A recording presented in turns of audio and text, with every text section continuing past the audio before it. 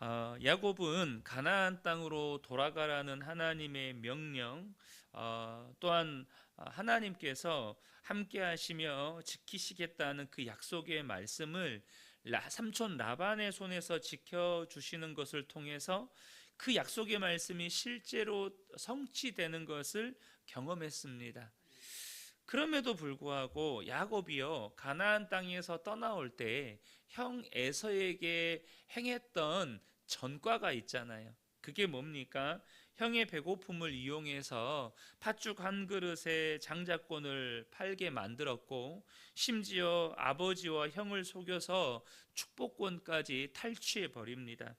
그 일로 형이 자신을 죽이려고 했기 때문에 그는 가나안 땅을 도망치듯이 떠날 수밖에 없었습니다.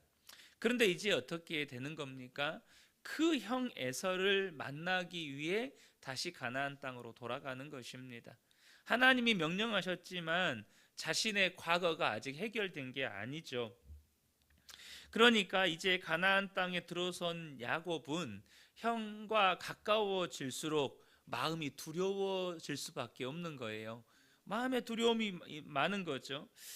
하나님이 그런 야곱을 아시기 때문에 어떻게 하십니까? 1절을 보겠습니다. 야곱이 길을 가는데 하나님의 사자들이 그를 만난지라. 하나님이 어떻게 해주십니까? 두려워하는 야곱을 만나 주십니다. 특별히 이 두려워하는 야곱에게 어떤 모습으로 만나 주실까요? 하나님의 군대의 모습으로 야곱을 만나 주셨다는 거예요. 2절에 보면 야곱이 그들을 볼 때에 이르기를 이는 하나님의 군대라 하고 그 땅 이름을 마하나임이라 하였더라. 하나님의 군대의 모습, 두려워하는 야곱에게 하나님의 군대의 모습으로 만나 주셨다는 거예요. 다시 한번 야곱에게 그와 함께 하시고 그를 인도하시고 보호하신다는 것을 하나님의 군대의 모습으로서 야곱을 만나 주심으로 이렇게 친히 가르쳐 주신 것이죠. 베델에서 나타나신 하나님께서 그때는 야곱에게 하란으로 떠나라 말씀하시더니 이제는 하나님의 말씀을 쫓아서 가나안 땅으로 돌아오는 야곱을 가나안 땅에서 맞아 주시는 거예요. 하나님의 군대의 모습으로 맞아 주신 거죠. 그런데 지금 오늘 본문의 야곱의 모습을 우리가 좀 유심히 볼 필요가 있어요. 믿음은 선택이라는 말이 있습니다. 내가 정말로 하나님을 믿는다면 우리의 삶의 수많은 순간의 선택의 순간에 믿음으로써 하나님의 말씀 편을, 하나님의 말씀에 순종하는 편을, 하나님의 말씀을 따라가는 편을 선택하는 거예요. 그래서 믿음은 선택이라고 말을 하는 것입니다. 그럼 지금 야곱은 이 순간에도 선택을 해야 돼요. 믿음의 선택을 해야 합니다. 그러면 믿음의 선택은 지금 야곱은 무엇을 선택해야 하는 걸까요? 지금 야곱을 하나님께서 하나님의 군대로 만나 주셨습니다. 그런데 야곱이 자신의 종들을 먼저 사자로 에서에게 보내잖아요. 근데 이 종들이 와서 전하는 말이 뭐예요? 에서가 400명의 군대를 이끌고 지금 온다는 거예요. 야곱이 하나님의 군대를 만났어요. 그리고 이제 에서의 군대를 만나게 될 거예요. 그럼 그때 야곱은 어떤 선택을 해야 할까요? 하나님의 군대를 두려워할 것인가? 에서의 군대를 두려워할 것인가? 선택해야 하는 거예요. 야곱은 마땅히 하나님의 군대를 두려워해야 했어요. 그런데 지금 야곱이 뭘 두려워하고 있습니까?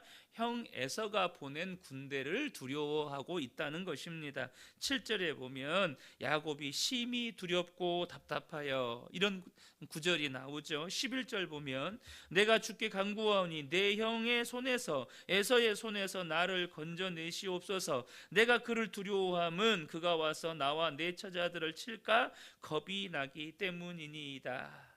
지금 누구를 두려워합니까? 그가 만난 하나님의 군대를 두려워하지 않고 아직 만나지도 않은 에서의 군대만 두려워하고 있다는 것이죠. 이것은 동일하게 우리에게 적용되는 말씀입니다. 여러분, 지금 여러분이 근심하고 걱정하고 두려워하고 있는 대상이 뭐냐는 거예요. 그런데 그것이 정말로 근심하고 두려워해야 할 대상을 지금 내가 두려워하고 있느냐는 거죠. 성경은 우리에게 뭐라고 가르칩니까? 마태복음 10장 28절을 보면 몸은 죽여도 영혼은 능히 죽이지 못하는 자들을 두려워하지 말고 오직 몸과 영혼을 능히 지옥에 멸하실 수 있는 이를 두려워하라 라고 말씀합니다. 우리가 정말로 두려워해야 할 분, 마땅히 두려워해야 할 분은 우리의 몸과 영혼을 지옥에서 멸하실 수 있는 분, 오직 하나님밖에 없다는 거예요. 그런데 지금 야곱이 하나님의 군대를 만나고도 마땅히 두려워해야 할 대상을 두려워하지 않고 두려워하지 말아야 할 대상을 두려워하니까 야곱이 어떻게 되고 있는지를 저와 여러분이 보셔야 돼요. 야곱이 지금 어떻게 두려워하지 말아야 할 대상을 두려워하니까 지금 야곱이 어떻게 되어 있습니까? 사람이 비굴해지기 시작해요. 단순히 비굴해짐으로 끝나는 게 아니라 이 두려움의 대상이 하나님의 자리를 차지하게 됩니다. 한번 보세요. 4절에 여러분 지금 야곱이 무슨 말을 하고 있는지를 보셔야 돼요. 4절에 보면 그들에게 명령하여 이르되 너희는 내 주 에서에게 이같이 말하라. 주의 종 야곱이 이같이 말하기를 내가 라반과 함께 거류하며 지금까지 머물러 있었사오며. 지금 야곱이 누구를 주라고 고백하죠? 에서를 주라고 고백해요. 그리고 자신은 에서의 종이라고 자처하고 있습니다. 여러분, 우리의 인생의 주님은 하나님 한 분밖에 없습니다. 야곱에게 주님은 오직 하나님밖에 없어요. 그런데 야곱이 하나님이 아니라 에서를 두려워하니까 지금 에서를 누구라고 고백해요? 주라고 고백해요. 그리고 자신은 에서의 종이라고 고백하고 있습니다. 누가 하나님이 되어버린 것이죠? 에서가 하나님 되어버린 거예요. 두려움의 대상이 하나님의 자리를 차지하고 나는 그 두려움의 대상의 종으로 매여 살게 된다는 거예요. 여러분, 왜 하나님께서 당신의 백성들에게 두려워하지 말라라고 말씀하셨는지를 저와 여러분이 분명하게 이해하셔야 돼요. 어떤 분들은 야, 하나님이 두려워하지 말라라고 말씀해 주시니까 참 위로가 된다, 이런 말씀들을 하세요. 아, 참 위로가 된다. 여러분, 하나님이 저와 여러분이 두려워하지 말아야 할 대상을 두려워하고 있을 때 아이고 두렵지, 너 두려워하지 말아라, 내가 네 아버지다, 두려워하지 말아라, 단순히 그 마음 가운데서 두려워하고 있는 저와 여러분을 위로해 주시려고 두려워하지 말라고 말씀하신 게 아니에요. 저와 여러분이 그 영적인 실상, 본질을 보셔야 돼요. 여러분, 내가 무언가를 두려워하잖아요. 두려움의 대상이 하나님 돼버린다는 거예요. 하나님 돼버린다는 말은 그 두려움의 대상의 눈치를 보면서 그 두려움의 대상의 종이 되어서 그 두려움의 대상이 나에게 요구한 대로, 시킨 대로 나는 끌려다니는 인생이 될 수밖에 없다는 것입니다. 제 유치원 때 일이에요. 벌써 40년도 넘은 일이죠. 제가 7살 때 일어난 일이니까. 근데 그때 일을 지금도 기억하고 있는 게 있어요. 그 중에 하나가 뭐냐면, 그때는 뭐 학교를, 그 버스도 거의 별로 없을 때니까 시골에서 제가 병설 유치원을 다녔거든요. 그래서 병설 유치원을 걸어 다녔어요. 근데 저희 동네와 옆 동네가 이제 붙어 있는데, 제가 사는 집은 저희 동네의 주변 지역에 있어요. 그러니까 사실 옆 동네 친구들하고 더 가까운 거예요. 제가 살던 마을은 봉덕, 저희 친구들이 살던 마을은 덕촌 이랬거든요. 이게 붙어 살았다고요. 그런데 제가 이제 이유는 잘 기억이 안 나요. 근데 그 친구 3명과 옆 동네 사는 친구 3명과 제가 이렇게 집으로 걸어오고 있는데 뭔가 갈등이 있었겠죠. 근데 이 세 친구들이 갑자기 저를 집단 린치를 하는 거예요. 집단으로 갑자기 때리는 거예요. 제가 1대1로 싸우면 이 세 친구를 다 이기는데 갑자기 세 친구가 갑자기 때리니까 제가 맞고 막 울었어요. 세 친구한테 맞으니까. 근데 마침 그때 밭에서 일을 하시던 저희 어머니가 그 장면을 본 거예요.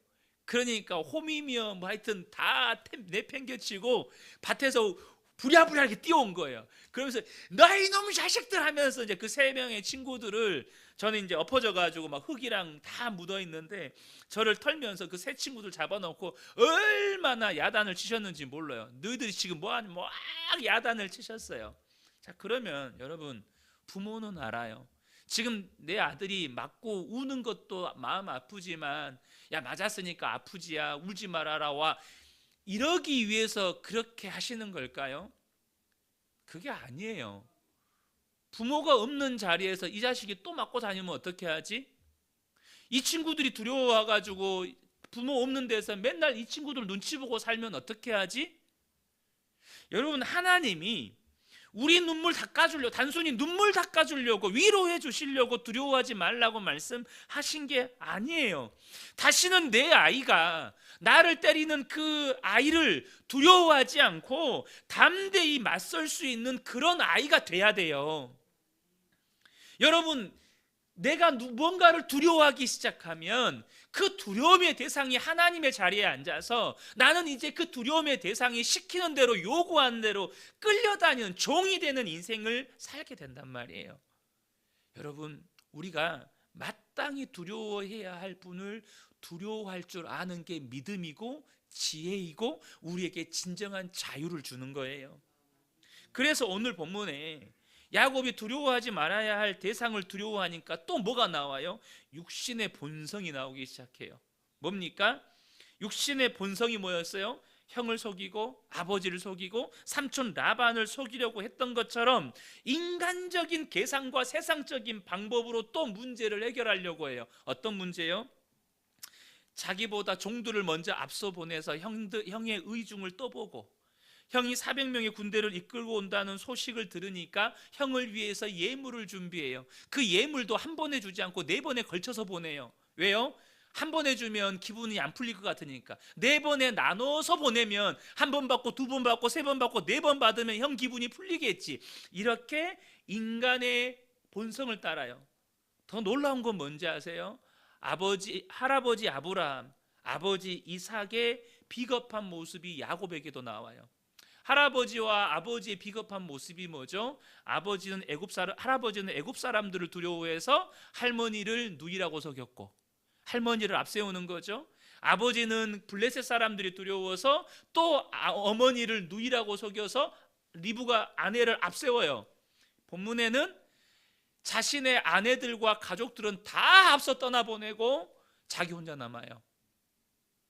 두려움에, 형 에서가 두려우니까 아내와 자식들을 앞세워요. 너무너무 비겁한 이 아브라함의 가문에 흐르는 이 죄의 본성이에요. 너무너무 비겁해요.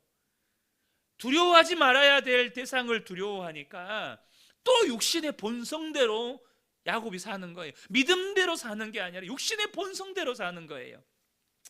결론을 맺겠습니다. 사랑하는 성도 여러분, 마땅히 두려워해야 할 하나님이 아니라 두려워하지 말아야 할 대상을 두려워할 때 그 두려움의 대상의 종이 되고 인간적이고 육신적인 본성을 따라 우리는 살게 된다는 거예요. 저는 우리 성도님들이 하나님을 향한 두려움을 회복하시기를 축복합니다. 하나님을 향한 경외함이 회복되시기를 축복합니다. 그래야 우리가 세상의 종이 안 되는 거예요.